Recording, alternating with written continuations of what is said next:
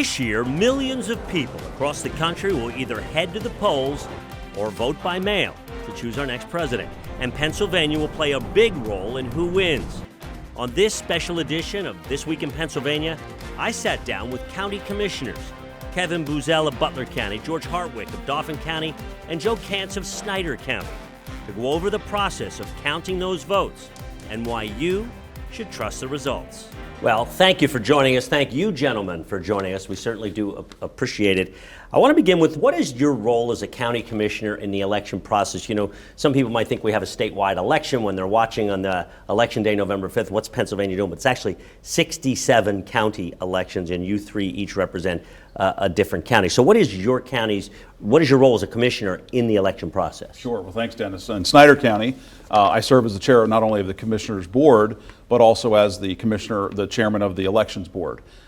Really, our job is to oversee the elections office, make sure that if there's a problem that comes up, it comes to us. We can be involved in helping to solve those problems. And, you know, there are things that come up on a daily basis when you're preparing for the election and then also on election day.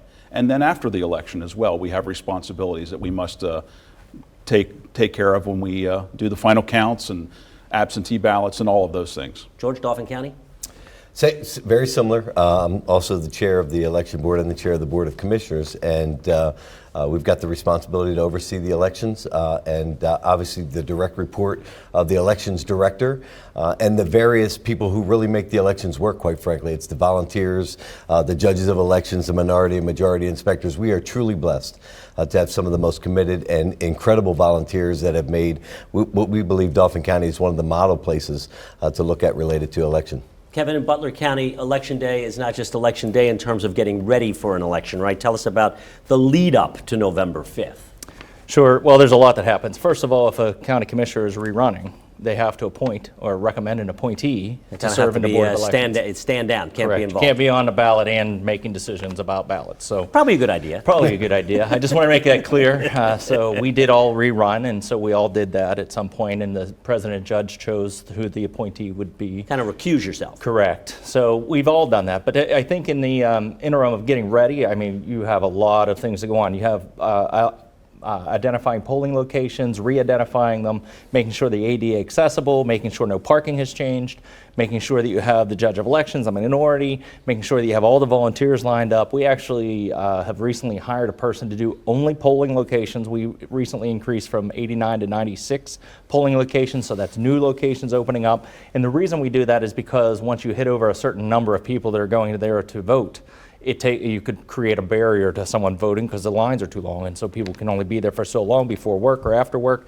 and so they have other life commitments. We're coming off a primary in which a lusty 27% of people bothered to vote, but in November, that figures to change. High stakes election, big turnout.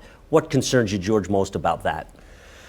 Obviously, the lines. We've implemented some new technology with electronic poll books, which really make it a lot more efficient rather than the paper, to be able to ensure that we have the ability to look up and determine voters' eligibility during the process. When we talk to our election day workers, that's something that they really have appreciated as it relates to new investment. You want to ensure that there are no lines, that we have all of the machines tested and prepared, and then obviously have the strategic plan in place if any issues arise on election day. And let's just mention that you test you test machines before we get to election day. Tell us about that process. Sure, we have logic and accuracy testing on all the machines well before the election day comes. Before they head out we take them out to the polling locations, and that's something that a lot of people don't get to see. The public is always welcome to those meetings, and I encourage anybody that has questions about it. We get very few people show up to our meetings when we have those testing days, when we have opportunities to count ballots and things like that. I encourage people to get out and see the process. We were blessed last year to have a reporter sit with our elections director the entire day through the primary day. 15 hours he was there with my elections director. And I was really pleased to be able to share that process with the public, because they don't get to see that in and out of what happens behind the scenes. Some people might argue we should have logic and accuracy tests for the candidates, but that's another story for another day. We would agree. Kevin, let me go to you. What's the biggest concern on, we've got a big contested, contentious election. Absolutely. What's your biggest concern? trust in the election. I think that there's so much integrity baked into this process now, especially as we've learned over since 2020, 2019, since paper ballots. Look, everything has a receipt, basically. It's not identified to the voter, but there is a receipt of a vote. So we go through many different processes, including logic and accuracy, but we also go back through and do a 2% test. There's the other test that they do by option. You don't have to do it, but we do it. I know most of our counties do that extra testing. But then in 2020, there was such controversy around it. We actually went back and hand counted 2 precincts, and we found 3 errors, and all human. So the errors weren't in the original election, which is great. It was when we were recounting by hand.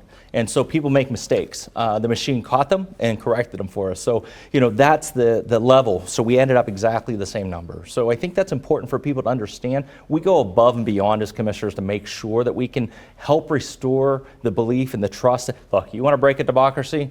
Break the trust in the election system. That's the number one way to do it, and we want to make sure people don't have that opportunity to question or push into certain areas that we're not familiar with. So we really had to dive into these. I think more so than any commissioner has in the past. We have the checks and balances, and we would invite any member, whether you're election supporter or denier, to become a part of being engaged in our process. Volunteer.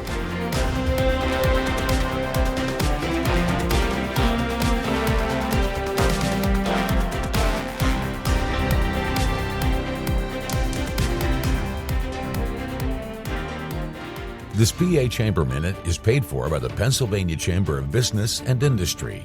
Pennsylvania can become more competitive for business, but it's going to take all sides working together. And that's why the PA Chamber has been leading on bipartisan legislation to fix Pennsylvania's treatment of net operating losses and eliminate our startup tax. Here, with more on this important issue, is State Rep Josh Kale. Thanks, Luke. The governor talks about being competitive and making Pennsylvania competitive. Well, if we're going to be competitive, we need tax reform, specifically net operating loss reform. That will bring jobs to the region and opportunities for family-sustaining jobs for generations to come. That's how this Commonwealth is going to be competitive. That's why I introduced a bill to do just that. Let's get that done, make Pennsylvania competitive, and bring jobs to the Commonwealth. To find out more, visit pachamber.org/NOL. There was a degree of mistrust after 2020 and challenging and questioning of what exactly happened. Did that disappoint you? And what do you say to people that still have some of that residual, I'm not so sure this is on the up and up? Yeah, my biggest concern is what Kevin's talking about, the mistrust of the system. But, as somebody who's been doing this for now 16, 17 years, I know how passionate I am. And so anybody in my county and we all have this privilege, that knows us personally, they know the types of people that we are. They know how dedicated we are to this job. I'm hoping that dedication shines through when they see the trust that I have in the system. Because in all the years I've been there, as Kevin mentioned, that 2% count, I look forward to that every Friday after Election Day, because I can't wait to see that I know it's going to be 100% accurate, and it always is. And so I'm thankful for that, to just say, yes, yet again, I know it's right on the money, and I wish more people would come out and see that. The basic foundations of our democracy are free and fair elections and accessible elections. And I will tell you, when I stood in a room, even post-2020, in a room full of 67 election directors from around the state, and I asked a specific question, Republicans, Democrats, all area in between, where are the issues of fraud that existed in Pennsylvania? And if there was, let's raise our hands. And I was anxiously looking around the room, and there was not a single hand that was raised, folks. Let me tell you, the folks that are here in front of you, the folks that run county elections, are squarely in the view that we understand how important this fundamental right is. We are not going to allow it to be cheated. We're not going to allow it to be wronged. And just don't take our word for it. We do the testing. We have the checks and balances. And we would invite any member, whether you're election supporter or denier, to become a part of being engaged in our process. Volunteer. Or if you just want to come and test out the process, look at everything from how you get registered to absentee ballots, mail-in ballots, the whole way through the counting of the process. We want to be open, transparent, invite the media. And the problem is, when you find out the actual facts, it doesn't become such a great story. Misinformation's a bad omen as well. Some people were telling me that they got 20 ballots, they got 15 ballots. What they're talking about is ballot applications from And let's third go. Let's parties. explain that. I think it's really important. We don't do any mailing of saying, hey, here, get your mail-in ballot or anything, but many third parties do. And it oftentimes looked like it's come from our elections office because it's already pre-filled to go to our elections office. But we have many, many groups out there that are trying to plug for these votes. And so they keep sending them. We had one person fill out 12 different ones. I don't know if he was testing us or if he wanted to see if he was actually registered. But we have to spend the time to go through each and every one of those applications. And so that takes up staff time. You know, if there's any bit of mistrust and you've not voted, then I say, why do you mistrust it?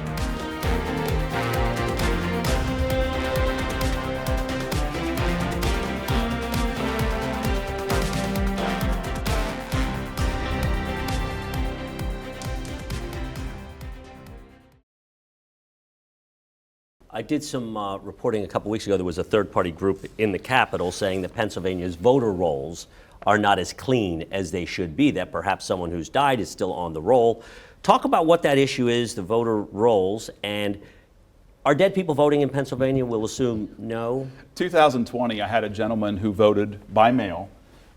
We all knew him in our office, and he passed away 2 days before the election. And his ballot came back before the election.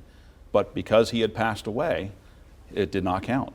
Because our staff was that on top of things to know that he's deceased. We cannot accept that. But what is the ballot anymore. complaint in general about the Pennsylvania voter rolls? And we're in the process of changing the people that are going to... I think it's critical that people realize you could be registered to vote multiple places. That's not illegal. Because you move. Because you move, you forget to change, you forget to notify. Those folks don't always have the best system to communicate, especially if it's out of state.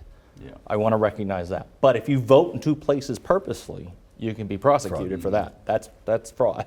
And so I caution people, don't go off the voting rolls, look to see if they're voting as well. And if you have any family member, like my parents both passed, I notified the elections office because I'm in this system. I understand how this works.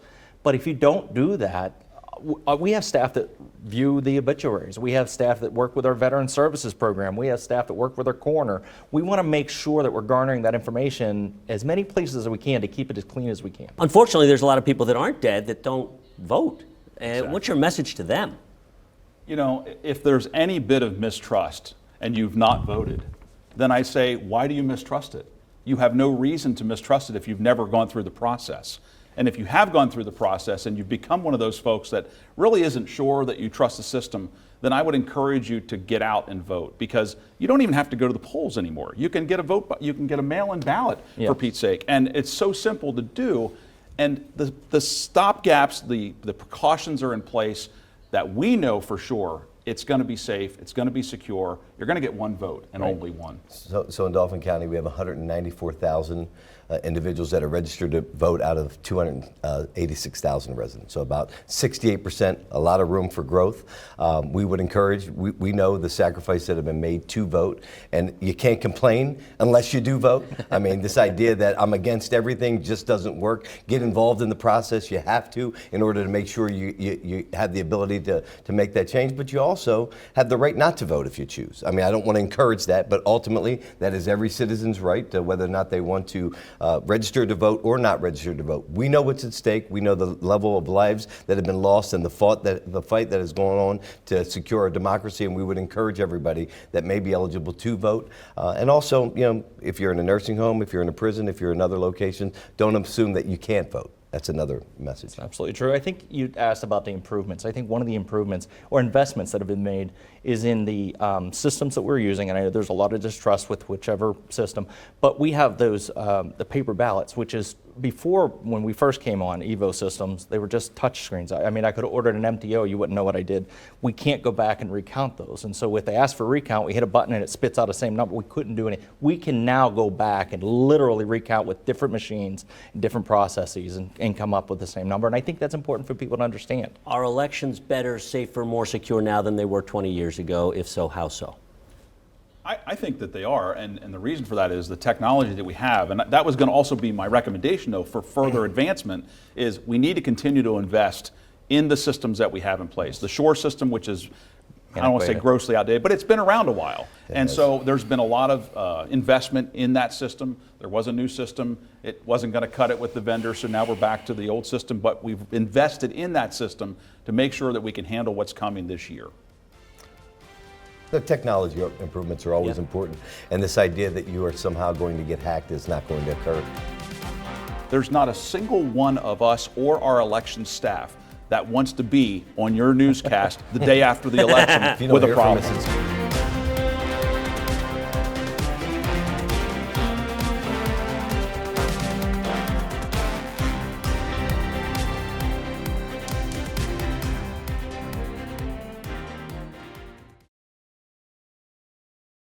Let's start with you. Why are you and why should everyone watching here be confident in the voting processes and counting of votes in your county?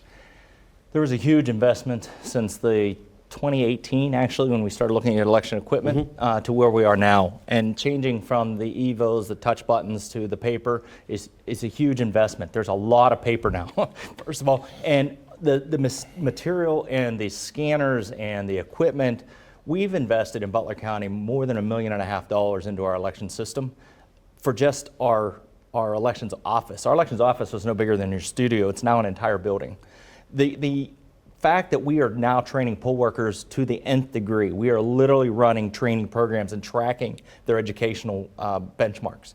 The fact that we are on site and ready to go as a Board of Elections for questions and to settle those disputes, I think that should give them enough. But I also want to identify, we're all from larger counties, I think. How many? Well, we're small. How many people? 40,000. Okay, so we have a couple 100,000, he has a couple 100,000.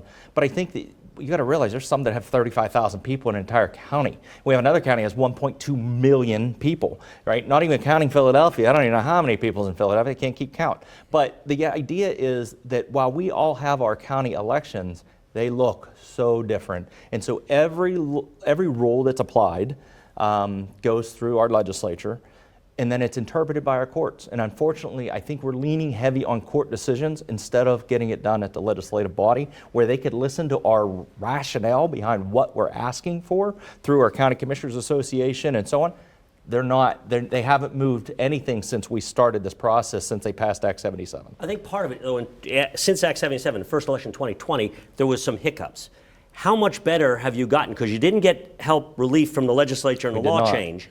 But have you gotten better? I know in Dauphin County you guys have, because by 11 o'clock you've got results. So you've figured out how to make it work as far as manpower is concerned. I do believe some extra money was thrown your way to stay on the job till you get it done. But just talk about how you've grown and learned how to do it better, even if the law hasn't been in your favor. Yeah, well, I can give you an example. When I first started 16, 17 years ago, we didn't get done on election night till midnight or later. I think the latest one I ever did was 1:30. The last couple of elections, we've been done by 10:30. We're getting it done. Our workers, our poll workers, they're getting used to the systems. They're getting used to the machines. It's much easier now than what it used to be for them, the way the machinery is set up. We don't have to count write-in ballots by hand. It's all done in front of us. It's all printed out. And things have moved along much more quickly than what it used to. I think it's like everything else. It's what you're doing when no one else is looking. It's the amount of work that's put in advance. It's the structure. It's what have we learned? Running the ability to, even after an election, what can we do differently? How can we improve the process? How can we better coordinate? And the execution that actually happens on election day with competent, consistent staff. I think the results show, and I don't think we've ever had an election where we haven't had the results, and even 2020 before midnight. I think one of the pieces that we've added in was not requested by anybody. We added in a reconciliation piece in this last election, which we had our chief budget director and somebody from our controller's office, very number-oriented people, watching the entire process, sitting in the same room and collecting data as they went on the numbers that came in from this precinct, this was a mail-in, there's always anomalies, and they were tracking all those anomalies. And we ended up with a really good understanding to the number of where these things happened. It would be, I could spend all day and tell you how the actions happen in the background. Not anything that we've ever seen before in these reports. These are intense reports. We don't have all day. We only have a couple more minutes. I want to start with you. If I put a magic wand in your hand, and I don't have that, but if I did and put a magic wand in your hand of what you would ask lawmakers or the governor for to help make your job more efficient, what would that be? So I'm going to speak on the side of CCAP. On the side of? CCAP, County Commissioners Association. And the Elections Committee and the group as a whole, we were a member organization, both parties, nonpartisan party group, and we asked for two things. And I think that it's important that people understand these are commissioners that are asking.